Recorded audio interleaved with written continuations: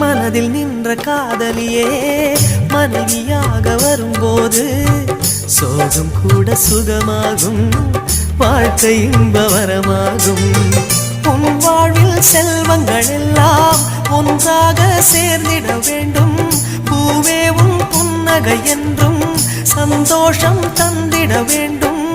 ஆசை காதல் கைகளில் சேர்ந்தால் வாழ்வே சொர்க்கம் ஆகுமே. ஆசை காதல் கைகளில் சேர்ந்தால் வாழ்வே சொர்க்கம் ஆகுமே.